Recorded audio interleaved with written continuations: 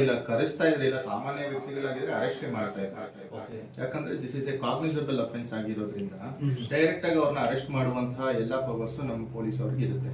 So ಈ ಕೇಸಲ್ಲಿ ಅವರು ಅರೆಸ್ಟು ಮಾಡಿಲ್ಲ, ಕರೆದಿ ಸ್ಟೇಟ್ಮೆಂಟ್ ತಗೊಳ್ಳೋದು ಮಾಡಬೇಕಾಗಿತ್ತು, ಅದು ಇನ್ನೂವರೆಗೂ ಮಾಡಿಲ್ಲ. ಏನು ಒಂದು ಪರ್ಸ್ಪೆಕ್ಟಿವ್ ಏನು ನಿಮ್ಮ ಮೇಲೆ ಒಂದು ಅಲಿಗೇಷನ್ ಈ ತರ ಇದೆ, ಏನ್ ಹೇಳ್ತೀರಾ ಇದ್ರ ಬಗ್ಗೆ ಅಂತ ಅಟ್ಲೀಸ್ಟ್ ಅವ್ರನ್ನ ಕರೆಸಿ ಮಾಡುವಂಥದ್ದು ಇದೆ. ಬಟ್ ಇದುವರೆಗೂ ಅದು ಈ ಕೇಸಲ್ಲಿ ಆಗಿಲ್ಲ. ಸರ್, ಇವಾಗ ಸೌಜನ್ಯ ಪ್ರಕರಣದಲ್ಲಿ ನಿಮಗೆ ಗೊತ್ತಿರ್ಬೋದು, ಕೆಲವೊಂದು ಯಾರೊಬ್ಬ ಭೀಮಾನ್ ಬರ್ತಾನೆ, ಭೀಮಾನ್ ಅವ್ರು ಬಂದು ಇಲ್ಲಿ ಎಷ್ಟೋ ಒಂದು ಹೆಣಗಳನ್ನ ನಾನೇ ಓದ್ತಿದ್ದೀನಿ, ಯಾರೊಬ್ರು ಹೇಳಿದ್ರು ಹಾಗಾಗಿ ನಾನು ಓದ್ತಿದ್ದೀನಿ ಅಂತ ಫಸ್ಟ್ ಹೇಳ್ತಾನೆ. ಅದೆಲ್ಲ ಆದ್ಮೇಲೆ ಆ ಹೆಣಗಳು ಎಲ್ಲಿದೆ, ಎಲ್ಲಿ ಓದ್ತಿದ್ದೆ ಅಂತ ಜಾಗನ ತೋರಿಸ್ತಾನೆ. ಅದಕ್ಕೆ ಕೆಲವು ಸಲ ವಾದ ಆಯ್ತು, ಎಲ್ಲ ವಿಷಯ ಅಂದ್ರೆ ವಾದ ಆಯ್ತು, ತಗ್ಸೋದು ಬೇಡ ಅಂತದ್ದು, ಮತ್ತೆ SIT ಫಾರ್ಮ್ ಆಯ್ತು, SIT ಫಾರ್ಮ್ ಆಗಿ ತಗ್ಸೋಕ್ ಬಂದ್ರು. ಇನ್ನು ಆಲ್ರೆಡಿ ಪ್ರೊಸೆಸ್ ಸ್ಟಾರ್ಟ್ ಆಗಿದೆ. ಕೆಲವೊಂದು ಕಡೆ ಆಲ್ರೆಡಿ ಮೂಳೆಗಳು ಸಿಕ್ಕಿದೆ ಅನ್ನೋ ಒಂದು ಮಾಹಿತಿ ಸಿಗ್ತಾ ಇದೆ. ಅಧಿಕೃತವಾಗಿ ಸಿಕ್ಕಿಲ್ಲ, ಬಟ್ ಸಿಕ್ಕಿದೆ ಒಂದು 2-3 ಗುಂಡಿನಲ್ಲಿ ಅಂತ ಗೊತ್ತಿದೆ. ಸರ್, ಈಗ ನೀವು ಕೇಳಿದ್ರೆ ಸೌಜನ್ಯ ಪ್ರಕರಣಕ್ಕೂ ಮತ್ತೆ ಈ ಒಂದು ಪ್ರಕರಣಕ್ಕೂ ಯಾವುದೇ ರೀತಿಯಾದ ಸಂಬಂಧ ಇಲ್ಲ. ಇದು ಪಾಯಿಂಟ್ ನಂಬರ್ 1. ಈಗ ಒಬ್ಬ ವಿಸಿಲ್ ಬ್ಲೋವರ್ ಬಂದ್ಬಿಟ್ಟು ನಾನೊಂದು ಪ್ರಮುಖವಾದ ಸಂಸ್ಥೆಯಲ್ಲಿ ಒಂದು 10ರಿಂದ 15 ವರ್ಷದಿಂದ ಕೆಲಸ ಮಾಡ್ತಿದ್ದೆ. ಅಲ್ಲಿ ಕೆಲಸ ಮಾಡ್ಬೇಕಾದ್ರೆ ಅಲ್ಲಿರುವಂತಹ ಒಬ್ಬ ಪ್ರಮುಖರು ನನಗೆ ಇಂತಿಷ್ಟು ಕೆಲಸಗಳನ್ನು ಮಾಡಕ್ಕೆ ಕೊಡ್ತಾ ಇದ್ರು, ಇವ್ರನ್ನ ಈ ಶವಗಳನ್ನ ಹೂಳಕ್ ಕೊಡ್ತಾ ಇದ್ರು ಅಂತ ಹೇಳ್ಬಿಟ್ಟು ಅವರು ಈಗ ಸ್ವಯಂ ಪ್ರೇರಿತರಾಗಿ ಬಂದ್ಬಿಟ್ಟು ವಕೀಲರ ಮೂಲಕ ಕಂಪ್ಲೇಂಟ್ ಕೊಟ್ಟಿದ್ದಾರೆ. ಒಂದು PCR ಅನ್ನು ದಾಖಲಿಸಿ ಆಮೇಲೆ 164 ಸ್ಟೇಟ್ಮೆಂಟ್ ನ ಕೊಟ್ಟು, ಅದಾದ್ಮೇಲೆ ಆ ಒಂದು ಬೇಸಿಸ್ ಮೇಲೆ ನಮ್ಮ ಕರ್ನಾಟಕ ಸ್ಟೇಟ್ ಗವರ್ನಮೆಂಟ್ ಏನ್ ಮಾಡಿದೆ, ಸ್ಪೆಷಲ್ ಇನ್ವೆಸ್ಟಿಗೇಷನ್ ಟೀಮ್ ಅನ್ನ SIT ನ ಫಾರ್ಮ್ ಮಾಡಿದೆ. ಈಗ SIT ಅವರು ಇನ್ವೆಸ್ಟಿಗೇಷನ್ ಸ್ಟಾರ್ಟ್ ಮಾಡಿದ್ದಾರೆ. ಸೊ ಈಗ ಇನ್ವೆಸ್ಟಿಗೇಷನ್ ಪ್ರೋಸೆಸ್ ಹೇಗಿರುತ್ತಪ್ಪ ಅಂತ ಹೇಳಿದ್ರೆ, ಫಸ್ಟ್ ಇವರು ಯಾರ್ಯಾರ ಮೇಲೆ ಅನುಮಾನ ಪಡ್ತಾ ಇದ್ದಾರೆ ಅವರಿಗೆಲ್ಲವನ್ನು ನೋಟಿಸ್ ಕೊಟ್ಟು ಕರೆಸ್ಕೋಬೇಕಾಗುತ್ತೆ. ಅದು ಇನ್ನೂವರೆಗೂ ನಡೆದಿಲ್ಲ. ಇದು ಪಾಯಿಂಟ್ ನಂಬರ್ 1. ಡೈರೆಕ್ಟ್ ಆಗಿ ಇವರು ಅಲ್ಲಿ ಹೋಗಿ ಹೆಣಗಳನ್ನ ತೆಗಿತಾ ಇದ್ದಾರೆ. ಅದು ತೆಗೀಲಿ, there is no bar for it. ಅಲ್ಲಿ ಹೋಗಿ ತೆಗಿತಾ ಇದ್ದಾರೆ. ಅಲ್ಲಿ SOP ತಂಡ ಇರುತ್ತೆ, ಫಿಂಗರ್ ಪ್ರಿಂಟ್ ಎಕ್ಸ್ಪರ್ಟ್ಸ್ ಇರ್ತಾರೆ. ಅವರೆಲ್ಲಾನು ಹೋಗಿ ಅಲ್ಲಿ ಎಲ್ಲೆಲ್ಲಿದೆ ಅದೊಂದು ಪಾಯಿಂಟ್ ಮಾಡಿಕೊಂಡು ಹೆಣನ ತೆಗಿತಾರೆ. ಹೆಣನ ತೆಗೆದಾದ್ಮೇಲೆ ಅವನ ಮೂಳೆಗಳು ಏನ್ ಸಿಗುತ್ತೆ ಅದನ್ನ ಪೋಸ್ಟ್ ಮಾರ್ಟಮ್ ಕಳಿಸ್ತಾರೆ. ಪೋಸ್ಟ್ ಮಾರ್ಟಮ್ ಕಳಿಸಾದ್ಮೇಲೆ ಈ ಒಂದು ಹೆಣ ಹೆಂಗೆ ಬಿತ್ತೋ, ಇವ್ರು ಹೆಂಗೆ ಸತ್ತರೋ ಅಂತ ಎಲ್ಲ ಆಟೋಪ್ಸಿ ಮೂಲಕ ಗೊತ್ತಾಗುತ್ತೆ. ಬೋನ್ ಏನಾದ್ರು ಬ್ರೇಕ್ ಆಗಿದ್ಯಾ ಅಥವಾ ಎಲ್ಲಾದ್ರೂ ಗಾಯಗಳಿದೆಯಾ, ಬೋನ್ಗೆ ಮೂಳೆ ಒಡೆದಿ ಸತ್ತಿದಾರಾ, ಇವೆಲ್ಲಾನು ಆಟೋಪ್ಸಿ ಮೂಲಕ ಪೋಸ್ಟ್ ಮಾರ್ಟಮ್ ರಿಪೋರ್ಟ್ ಅಲ್ಲಿ ನಮಗೆ ಗೊತ್ತಾಗ್ತಕ್ಕಂತ ಒಂದು ವಿಚಾರ. ಸರ್, ಅದೇ ವಿಷಯಕ್ಕೆ ನಾನು ಬರ್ತೀನಿ. ಇವಾಗ ಓಕೆ, ಮೂಳೆ ಫ್ರಾಕ್ಚರ್ ಆಗಿದ್ರೆ ಗೊತ್ತಾಗುತ್ತೆ, ಅಥವಾ ಇನ್ನೇನೋ ಮೂಳೆನೇ ಫ್ರಾಕ್ಚರ್ ಆಗಿರಲ್ಲ, ಏನೋ ಕತ್ತಿಸಿ ಸಾಯಿಸೋಂಥದ್ದು ಅಥವಾ ಇನ್ನೊಂದು ರೇಪ್ ಆಗಿ ಸಾಯಿಸಿರುವಂತದ್ದು, ಈ ತರ ಬೇರೆ ಏನಾದ್ರು ಮರ್ಡರ್ ಆಗಿದೆ ಅದು ಎಲ್ಲ ಕತ್ತಿಸ್ಕಿ ಸಾಯಿಸಿದ್ರೇನು ಇಲ್ಲಿ ಮೂಳೆ ಇರುತ್ತೆ, ಕಂಪ್ರೆಸ್ ಆಗಿರತಕ್ಕಂಥ ಮೂಳೆನ ಎಕ್ಸಾಮಿನೇಷನ್ ಮಾಡ್ತಾರೆ. ಅದು ಕತ್ತಿಸ್ಕಿ ಸಾಯಿಸಿರುವಂಥದ್ದು ಅಥವಾ ಹೆಂಗ್ ಸಾಯಿಸಿರುವಂಥದ್ದು ಗೊತ್ತಾಗುತ್ತೆ. ಈಗ ಪೋಸ್ಟ್ ಮಾರ್ಟಮ್ ರಿಪೋರ್ಟ್ ಅಲ್ಲಿ ನಮಗೆಲ್ಲ ವಿಷಯನೂ ಆಚೆ ಬರುತ್ತೆ. ಇದು ಪಾಯಿಂಟ್ ನಂಬರ್ 1. ಇನ್ನೊಂದು ಏನಪ್ಪಾ ಅಂತ ಹೇಳಿದ್ರೆ, ಇನ್ವೆಸ್ಟಿಗೇಷನ್ ಇವರು ಹೆಂಗ್ ಮಾಡ್ಬೇಕು ಅಂತ ಹೇಳಿದ್ರೆ, ಯಾರು ಆ ಕಂಪ್ಲೇಂಟ್ ಅಲ್ಲಿ ಯಾರು ಪ್ರಮುಖವಾದ ವ್ಯಕ್ತಿಗಳಿರ್ತಾರೆ ಅವ್ರನ್ನ ಫಸ್ಟ್ ಕಸ್ಟಡಿಗೆ ತಗೊಬೇಕು. ಅದು ಇನ್ನೂ ತನಕ ನಡೆದಿಲ್ಲ, ಅದು ಯಾಕಂತ ಗೊತ್ತಿಲ್ಲ. ಆಮೇಲೆ ಇವನು ಯಾರ್ಯಾರು ವ್ಯಕ್ತಿಗಳನ್ನ ಹೇಳ್ತಾನೆ, ನಾನು ಈ ವ್ಯಕ್ತಿಗಳು ಹೇಳಿನೇ ನಾನು ಇಲ್ಲಿ ಹೆಣಗಳನ್ನ ಓದ್ತಿದ್ದೀನಿ ಅಂತ, ಅಲ್ಲಿ ಕರ್ಕೊಂಡೋಗಿ ಒಂದು ಐಡೆಂಟಿಫಿಕೇಶನ್ ಪೀರಿಯಡ್ ಅಂತ ಮಾಡ್ಬೇಕಾಗುತ್ತೆ.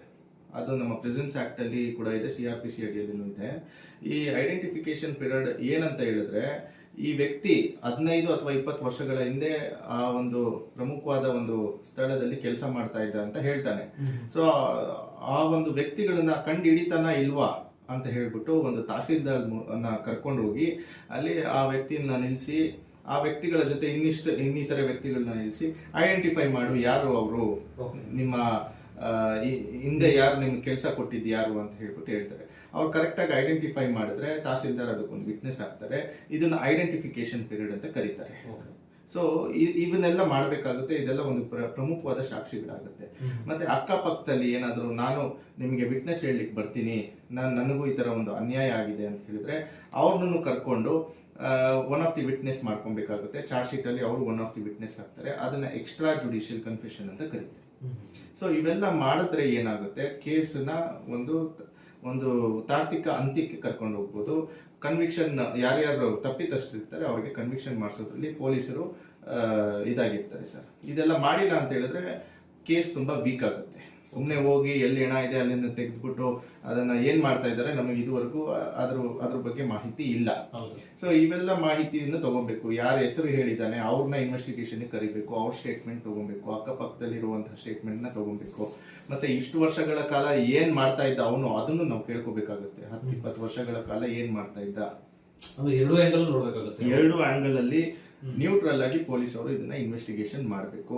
ಮತ್ತೆ ಯಾರೇ ದೊಡ್ಡವರು ಇರ್ಲಿ ಯಾರೇ ಚಿಕ್ಕವ್ರು ಇರ್ಲಿ ಅವ್ರಿಗೆ ಈಕ್ವಲ್ ಆಗಿ ಇನ್ವೆಸ್ಟಿಗೇಷನ್ ಅಲ್ಲಿ ಅವ್ರನ್ನ ತಗೊಂಡ್ಬರ್ಬೇಕಾಗಿ ಬರುತ್ತೆ. ಅಲ್ಲ, ಈಗ ನೀವು ಹೇಳಿದ್ರೆ ಆಕ್ಚುಲಿ ಕೆಲವೊಂದು ವಿಚಾರದಲ್ಲಿ ಪೂರ್ತಿ ಬಾಡಿನೇ ಸಿಕ್ಕಿರೋದಿಲ್ಲ. ಯಾಕಂದ್ರೆ 20 ವರ್ಷ 15 ವರ್ಷ ಈ ತರ ಎಲ್ಲ ಆಗಿರೋದ್ರಿಂದ ಯಾವುದೋ ಒಂದು ಮೂಳೆ ಅಂತ ಸಿಗುವಂಥದ್ದು, ತಲೆಬುಡೆ ಎಲ್ಲೋ ಒಂದ್ ಕಡೆ ಸಿಗುತ್ತೆ, ಅಥವಾ ಯಾರ್ಯಾರ್ದೋ ವ್ಯಕ್ತಿಗಳು ಈಗ ಒಂದ್ ಕಡೆ ತಲೆಬುಡೆ ಸಿಗುತ್ತೆ, ಇನ್ನೊಂದ್ ಕಡೆ ಮೂಳೆ ಸಿಗುತ್ತೆ, ಬರೀ ಕೈದು. ಅದೆಲ್ಲ ತುಂಬಾ ಕಾಂಪ್ಲಿಕೇಟೆಡ್. ಇಲ್ಲ, ಈಗ ಏನಂತ ಹೇಳಿದ್ರೆ ಈಗ ಒಂದೇ ಮೂಳೆ ಸಿಕ್ಲಿ ಅದು ಪ್ರಾಸಿಕ್ಯೂಷನ್ ಪ್ರೂವ್ ಮಾಡಿದ್ರೆ ಬಿಹಾಂಡ್ ರೀಸನಬಲ್ ಡೌಟ್ ಅದರಲ್ಲಿ ಕನ್ವಿಕ್ಷನ್ ಮಾಡಬಹುದು, ಲೈಫ್ ಟೈಮ್ ಇಂಪ್ರಿಸನ್ಮೆಂಟ್ ಮಾಡಬಹುದು, ನೇಣಿಗೂ ಹಾಕುವಂತ ಪ್ರಾವಿಷನ್ ನಮ್ಮಲ್ಲಿ ಇದೆ. ಸೊ ಆದ್ರಿಂದ ಅಲ್ಲಿ 100 ಮೂಳೆ ಸಿಗ್ಬೇಕಂತ ಏನಿಲ್ಲ. ಒಂದ್ ಮೂಳೆ ಸಿಕ್ಕಿದ್ರೆ ಅದನ್ನ ಕರೆಕ್ಟ್ ಆಗಿ ಪ್ರಾಸಿಕ್ಯೂಷನ್ ಕ್ಲೀನ್ ಆಗಿ ಕೇಸ್ ನಡೆಸಿದ್ರೆ, ಕ್ಲೀನ್ ಆಗಿ ಇನ್ವೆಸ್ಟಿಗೇಷನ್ ಮಾಡಿ ಚಾರ್ಜ್ ಶೀಟ್ ಸಲ್ಲಿಸಿದ್ರೆ ಕೋರ್ಟ್ಗೆ, ಅದನ್ನ ಕ್ಲೀನ್ ಆಗಿ ಯಾರು ಪಬ್ಲಿಕ್ ಪ್ರಾಸಿಕ್ಯೂಟರ್ ಇರ್ತಾರೆ ಕ್ಲೀನ್ ಆಗಿ ಅದನ್ನ ವಾದ ಮಾಡಿದ್ರೆ ಟ್ರಯಲ್ ಅಲ್ಲಿ ಅದರಲ್ಲೇ ಕನ್ವಿಕ್ಷನ್ ಅನ್ನ ಮಾಡಿಸ್ಬೋದು. ಇಲ್ಲಿ 100 ಮೂಳೆಗಳು ಅದೆಲ್ಲ ಇಲ್ಲಿ ಕನ್ಸಿಡರೇಷನ್ ಬರಲ್ಲ. ಸೊ ಇದನ್ನ ಮಾಡಿದ್ರೇನೆ ಇದಾಗುತ್ತೆ. ಸರ್, ಇವಾಗ ನೀವು ಈಗ ತಾನೇ ಹೇಳ್ತಾ ಇದ್ರಿ ಆಕ್ಚುಲಿ ಅವರು ಏನು ಯಾರ ಮೇಲೆ ಆರೋಪ ಮಾಡಿದಾರೋ ಅವ್ರನ್ನ ಕರೆಸಿ ಸ್ಟೇಟ್ಮೆಂಟ್ ತಗೊಳ್ಳೋಂಥದ್ದು ಅಂತ ಹೇಳಿದ್ರಿ. ಬಟ್ ಈ ವಿಚಾರದಲ್ಲಿ ಸಾಮಾನ್ಯ ವ್ಯಕ್ತಿಯಾಗಿದ್ರೆ ಈ ಕೇಸ್ಗೆ ಕರೆಸ್ತಾ ಇದ್ರ ಅವ್ರನ್ನ, ಅಥವಾ ಪ್ರಭಾವಿಗಳು ಅಂತ ಏನಾದ್ರು? ಇಲ್ಲ, ಕರೆಸ್ತಾ ಇದ್ರಿಲ್ಲ. ಸಾಮಾನ್ಯ ವ್ಯಕ್ತಿಗಳಾಗಿದ್ರೆ ಅರೆಸ್ಟ್ ಮಾಡ್ತಾ ಇದ್ರು. ಯಾಕಂದ್ರೆ this is A cognisable offence ಆಗಿರೋದ್ರಿಂದ ಡೈರೆಕ್ಟ್ ಆಗಿ ಅವ್ರನ್ನ ಅರೆಸ್ಟ್ ಮಾಡುವಂತಹ ಎಲ್ಲಾ ಪವರ್ಸ್ ನಮ್ಮ ಪೊಲೀಸ್ ಅವ್ರಿಗೆ ಇರುತ್ತೆ. ಸೊ ಈ ಕೇಸಲ್ಲಿ ಅವರು ಅರೆಸ್ಟ್ ಮಾಡಿಲ್ಲ, ಕರೆದಿ ಸ್ಟೇಟ್ಮೆಂಟ್ ತಗೊಳ್ಳೋದು ಮಾಡಬೇಕಾಗಿತ್ತು, ಅದು ಇನ್ನೂವರೆಗೂ ಮಾಡಿಲ್ಲ, ಏನು ಮಾಡಿಲ್ಲ. ಸೊ ಏನಕ್ಕೆ ಮಾಡಿಲ್ಲ ಅನ್ನೋದು ಒಂದು ಪ್ರಶ್ನೆ ಇದೆ. ಸೊ ಏನಾದ್ರೂ ದಾರಿ ತಪ್ತಾ ಇದೆಯಾ ಇನ್ವೆಸ್ಟಿಗೇಷನ್ ಅನ್ನೋದು ಒಂದು ಕ್ವಶನ್ ಇದೆ. ಅಲ್ಲ, ಆಕ್ಚುಲಿ ಅದೇ ನೀವು ಹೇಳಿದಾಗೆ ಈ ತರ ಒಬ್ರ ಮೇಲೆ ಆರೋಪ ಬಂದ ತಕ್ಷಣ ಅವ್ರು ಅರೆಸ್ಟ್ ಮಾಡಬೇಕಿತ್ತು. ಹೌದೌದು, it is a severe offence ಅಲ್ವಾ.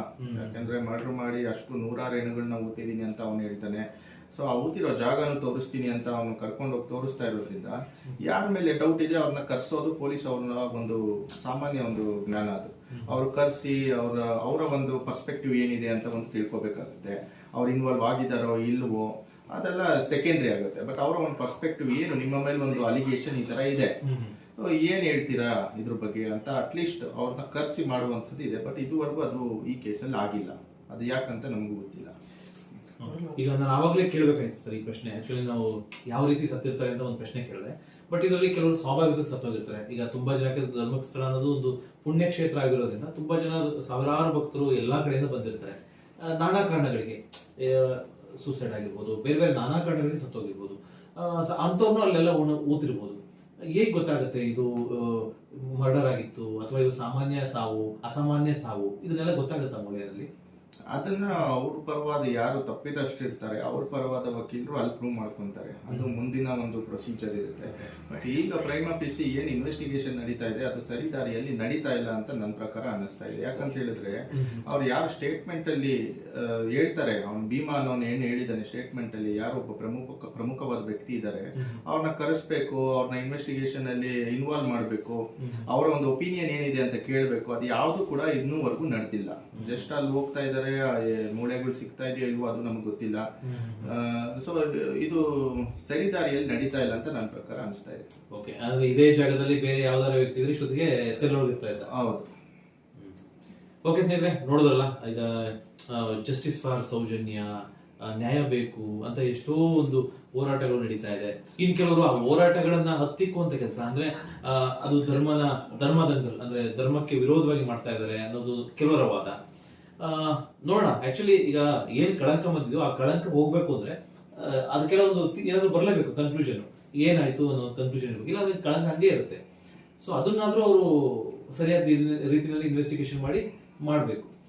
ಓಕೆ ಸರ್, ಫೈನಲ್ ಆಗಿ ಈ ಪ್ರಕರಣದ ಬಗ್ಗೆ ನಿಮ್ಮ ಅಭಿಪ್ರಾಯ ಅನ್ಸುತ್ತೆ? ಈ ಪ್ರಕರಣದಲ್ಲಿ ತುಂಬಾ ಪ್ರತಿ ಒಂದು ಹೆಜ್ಜೆಯಲ್ಲೂ ಅವರು ಕ್ಲೀನ್ ಆಗಿ ಇನ್ವೆಸ್ಟಿಗೇಷನ್ ಮಾಡಬೇಕು ಅಂತ ನಾನು ಹೇಳ್ತೀನಿ. ಇಲ್ಲ ಅಂತ ಹೇಳಿದ್ರೆ ಕೇಸ್ ನಿಲ್ಲಲ್ಲ. ಯಾಕಂದ್ರೆ ಡಿಲೇ ಆಗಿದೆ, ತುಂಬಾ ವರ್ಷಗಳಾಗಿದೆ, ಮತ್ತೆ ಕಂಪ್ಲೇಂಟು ಯಾರು ರೇಸ್ ಮಾಡಿಲ್ಲ ಇದರಲ್ಲಿ. ಸೊ ಇಷ್ಟು ವರ್ಷ ಯಾಕೆ ಕಂಪ್ಲೇಂಟ್ ರೇಸ್ ಮಾಡಿಲ್ಲ ಅನ್ನೋದು ಒಂದು ಪ್ರಮುಖವಾದ ಕ್ವಶನ್ಸ್ ಇರುತ್ತೆ.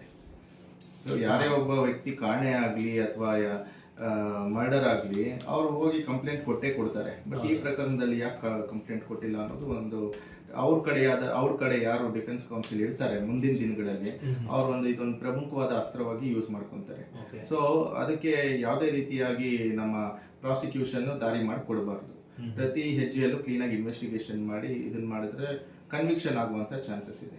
ಹಾಗೂ ಈಗ ಏನು SIT ಟೀಮ್ ಇದೆ, ಇವರು ಕ್ಲೀನಾಗಿ ಇನ್ವೆಸ್ಟಿಗೇಷನ್ ಮಾಡಿ ಮತ್ತೆ ಇವರು ಇನ್ವೆಸ್ಟಿಗೇಷನ್ ಮಾಡಿ ಮುಗಿಸ್ತಾರೆ. ಇದು ಒಂದು ಭಾಗ ಆದರೆ ಇನ್ನೊಂದು ಭಾಗ ಕೋರ್ಟಲ್ಲಿ ಯಾರು ಪ್ರಖ್ಯಾತ ವಕೀಲರು ಇರ್ತಾರೆ ಅವರೇ ಪ್ರಾಸಿಕ್ಯೂಷನ್ ಏಜೆನ್ಸಿಯಾಗಿ ಇದಕ್ಕೆ ಚಾಯ್ಸ್ ಮಾಡಬೇಕು ಅಂತ ನಾನು ಹೇಳ್ತೀನಿ ಗೌರ್ಮೆಂಟ್ ಕಡೆಯಿಂದ.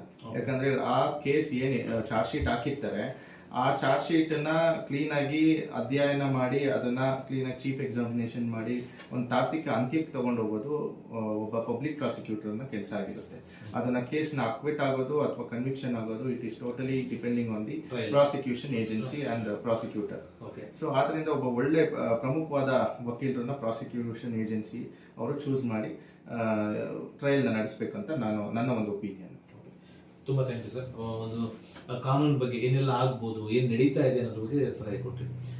ಸ್ನೇಹಿತರೆ, ಈಗ ನೋಡ್ತಾ ಇದೀವಿ ಏನೆಲ್ಲ ನಡೀತಾ ಇದೆ ಅಂತ. ಕಾದ್ ನೋಡ, ಯಾವತ್ತು ಹೋಪ್ಸ್ನ ಕಳ್ಕೋಬಾರ್ದು. SIT ಟೀಮ್ ಒಂದು ಇನ್ವೆಸ್ಟಿಗೇಷನ್ ಮಾಡ್ತಾ ಇದೆ, ಮೂಳೆಗಳು ಸಿಗ್ತಾ ಇದೆ, ಏನೆಲ್ಲ ಆಗುತ್ತೆ ಮುಂದೆ ಕಾದ್ ನೋಡೋಣ. ಸೊ ನ್ಯಾಯ ಸಿಗ್ಲಿನದೆ ಅಷ್ಟೇ. ಇಲ್ಲಿ ಯಾರ ಬಗ್ಗೆನೂ ನಾವು ಅಥವಾ ಯಾರನ್ನೋ ಒಬ್ಬನೇ ಆರೋಪ ಮಾಡ್ಬೇಕು ಅನ್ನೋದಾಗ್ಲಿ ಅಥವಾ ಯಾರೋ ಇಂಥವರೇ ಮಾಡಿದ್ದಾರೆ ಅನ್ನೋದಾಗ್ಲಿ ಯಾವುದನ್ನು ಹೇಳ್ತಾ ಇಲ್ಲ. ಬಟ್ ಏನೋ ಒಂದು ಕಳಂಕ ಬಂದಿದೆ, ಆ ಕಳಂಕಕ್ಕೆ ಒಂದು ಪರಿಹಾರ ಸಿಗ್ಬೇಕು ಅನ್ನೋದೇ ನಮ್ಮ ಆಸೆ. ಕಾದ್ ನೋಡೋಣ ಏನಾಗುತ್ತೆ, ಮುಂದಿನ ಬೆಳವಣಿಗೆಗಳು ಹೇಗಾಗುತ್ತೆ ಅಂತ ಕಾದ್ ನೋಡೋಣ. Thank you very much.